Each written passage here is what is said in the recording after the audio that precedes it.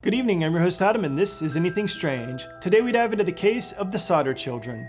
5 children who died in a fire on Christmas Eve. Or did they?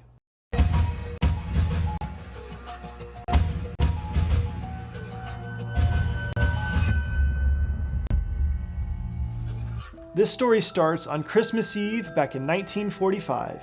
The Sodder family consisted of the parents George and Jenny, as well as their 9 children, who all lived in a house in Fayetteville, West Virginia. After having a nice Christmas Eve, the parents went to bed before being woken up to smoke. They ran around their house screaming for their children. As they went outside, they only counted 4 of the 9 kids with them. George ran back in the house, but the stairs were already aflame. He rushed outside to climb up the ladder to the kids' room, but the ladder they kept on the side of the house was missing. He owned 2 trucks that he attempted to pull up to the house and climb, but both of the vehicles mysteriously wouldn't start. The family ran to the neighbors to call the fire department, but unluckily, their phone wasn't working. A passing motorist finally saw the fire and informed the fire department, but it was too late. The house was already burned down, and the fire department couldn't get there until early the next morning. The next day, the firefighters walked through the ashes and told the family there were no remains. The children must have burned in the fire. The family wanted an investigation, but it seemed like nothing strange had occurred.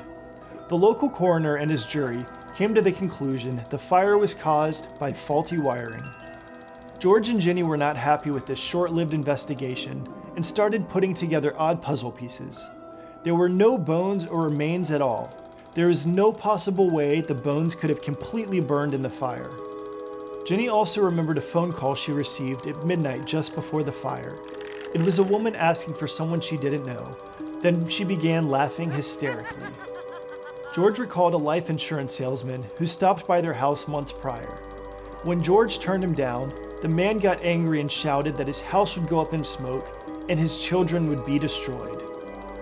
Around the same time, another visitor looking for work went around their house and told George the fuse box would cause a fire someday. George had just had the house rewired and tested, so took this more as a threat than an observation. This is another reason why George didn't believe the fire started from faulty wiring. At this point, it sounded like the Sodder family was in denial, but people started coming forward with sightings.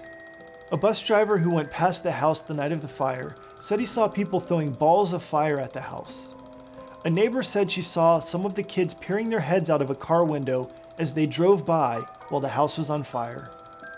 A lady at a local rest stop said she served the children breakfast the next morning and noticed a car with Florida license plates.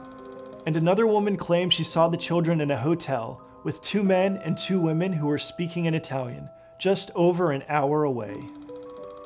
The Sodders didn't give up hope. They posted signs up all over town with a $5,000 reward. They even put up a billboard to find their missing children.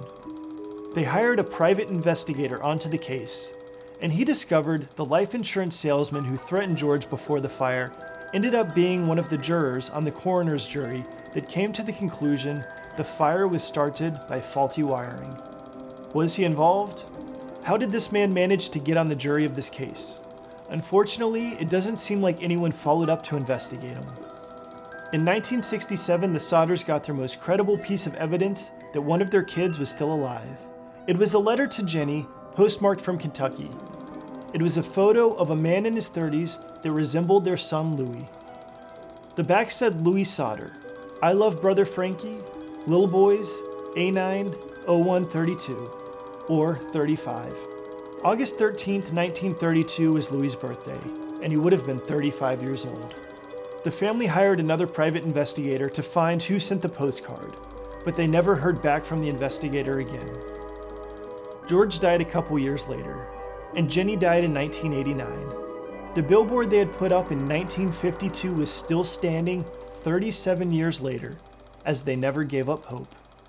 The youngest of the kids to survive the fire was Sylvia Sodder, who said in an interview in 2013 that the fire was her earliest memory.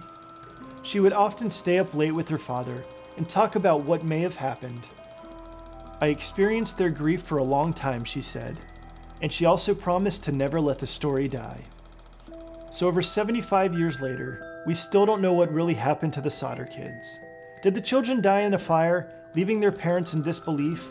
making up any story they could to give them hope? Or did someone really kidnap the children and set the house on fire as a distraction? Was the life insurance salesman in on it?